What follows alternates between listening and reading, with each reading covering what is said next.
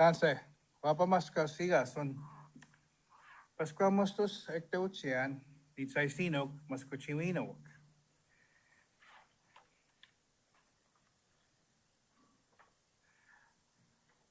My name is White Bear. I come from the Buffalo Child family. I come from the Bear Hills people. It's a population of 20,000 people. I'm about an hour and 15 minutes, depending on traffic, to get here. I just kind of set this up there. You know, I was just talking earlier, I see fit cities, fit towns, Canada. But I'm going to challenge to change that for the fourth annual conference, to have the fit cities, fit towns, and reserves. Because our reserves in Alberta, there's 46 reserves. Across Canada, my people are there. We've always been kind of left out. Yet they say we're Canadians, we're Albertans and Ontarians, but yet, we always seem to be at the back. And it's something we've been saying, no, we're still here. I know this young man here in front of me, he's married a wife from Wetaskiwin. Wetaskiwin is made up, is survives because of my people. If you can imagine 20,000 people buying groceries, buying cars cost less. In fact, that's what they made that because of us. We never got a cent for that. But it's interesting because that life we have to look at is, what does that mean? Who are our neighbors?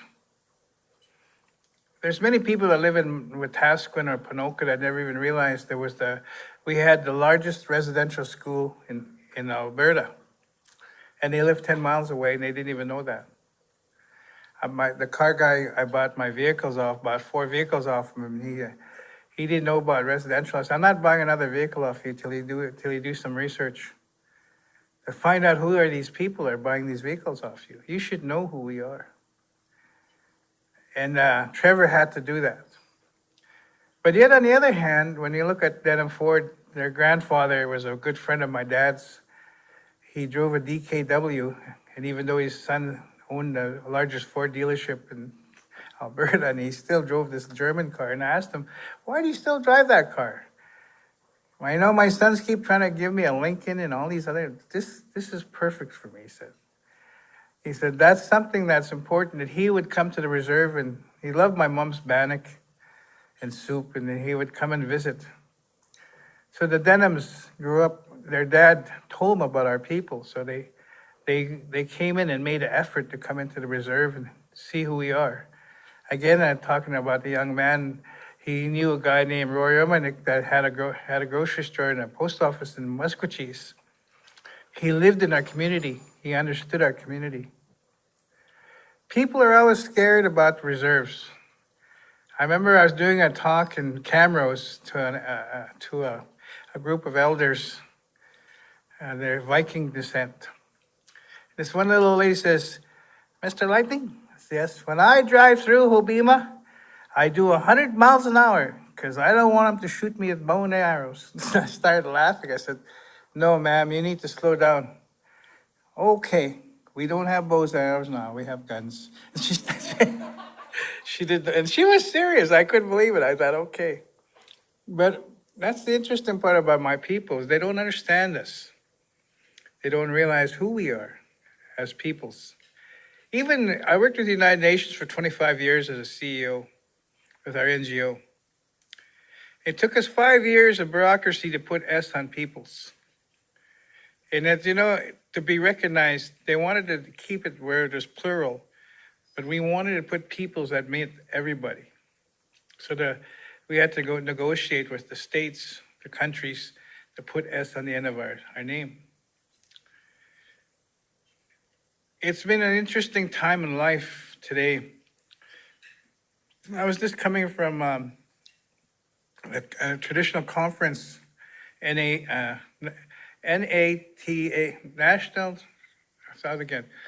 National Resource Act, NRTA. This act was created against my people after treaty was signed, giving all rights and privileges and resources away to the rest of Canada, but not giving anything to my peoples. And so a lot of times people say, why are these Indians always depending on us? Well, it's because we had no resources that was taken away from us, and we couldn't create self-sustainability. And that today we've overcome that. The new warriors today are our educated people. I like to brag of my daughters. I have two daughters that are lawyers. One graduated from the U of A here and one in Saskatoon.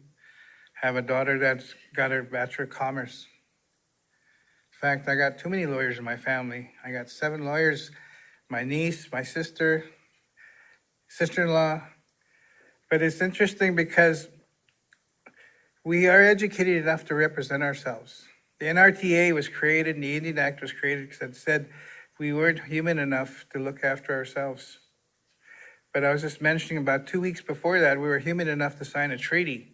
In that 2-week span, the government went home and said, no, we need to make the Indian Act so that, because these people don't know what they're doing.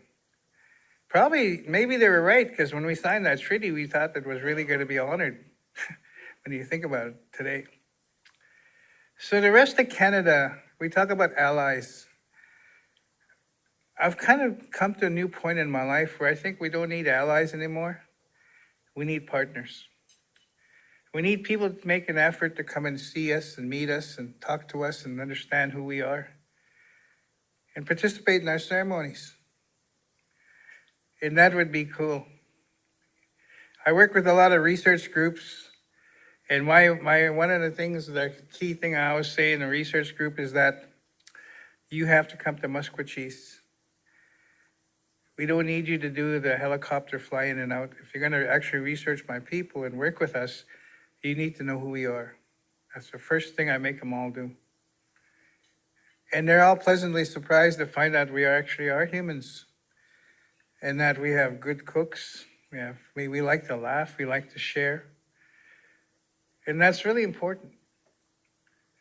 So I wanted to share that with you, that, when we talk about fit cities, but we also need, in order to be fit, we have to be mentally fit as well. Physically fit and spiritually fit. Those are 3 things in our lives that I work with. I worked in mental health for 15 years as a mental health therapist. And those are the 3 basic things I work with my people. Those 3 things I find out where they're at. And I said, in order to be happy, the final solution of our mental health issues is to be happy. At the end of the day, are we happy? And if we're not, then we need to do something about it. That's important. So I'm going to sing a song. This is a song, I was traveling to Calgary with Dr. Littlechild. We were going to present a drum to Michelle. I can never say her name. She's the Olympic chair for the Olympic Team Canada. Anybody can help me out there? What? I'm the only one? Anyway, she went with Team Canada. She was an Olympic gold medal herself, winner. We were presenting Team Canada with a hand drum like this. And as we're driving past Red Deer, Dr. Littlechild looks at me and says, oh, by the way, Rick. I said, yeah. I told him you're going to give him a song. I go, what? You got an hour to make a song for them. So Team Canada can take it with them when they go to Beijing. I said, okay. So I came up with this song. The song talks about how we're going far, far away, asking the Creator to watch over us, to protect us. And I sang this song for the Olympic Committee, the Olympic team, and they took it with them when they went to Beijing. Was it Beijing? And when Team Canada won gold, their chef standing in the stands, beating away on this hand drum. She was so happy. And we presented a drum to the other group of people as well, to the, what do you call that?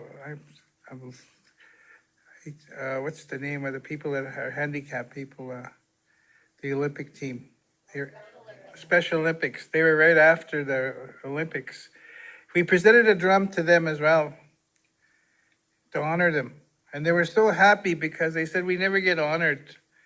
We're always the last ones. Everybody goes home after the Olympics and we're there. And I said, well, you got a hand drum to take with you. And I sang this song for them as well. And they were so happy. So when they did the team, when they did the Olympic inductions of Hall of Fame in Calgary, they asked me to come and sing this song for them. And so this is a song that's about sports, about what mind, body, and spirit. I was eating some curry, so I'm not sure what tone I'm going to come out of here on this.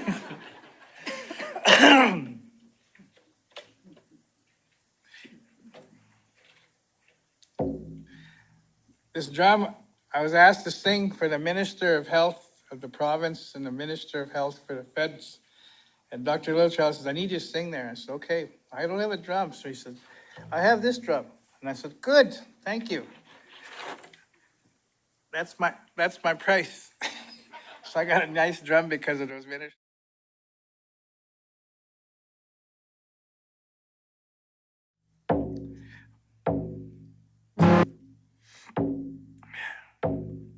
Why, why?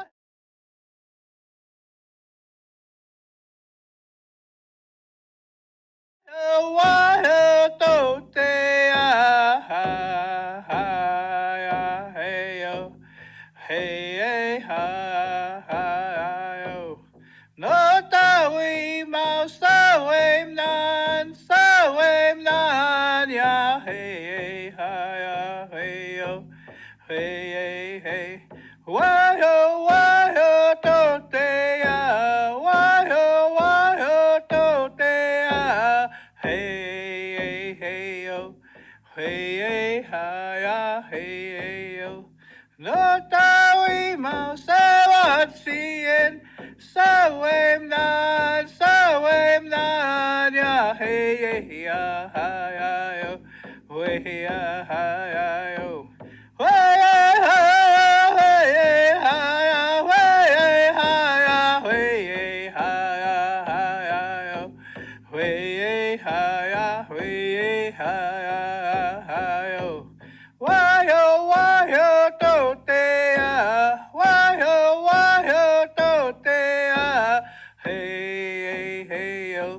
no tawi mau sewat sien sawim nan Yahweh Yahweh hey yo hey hey hey. Thank you everybody.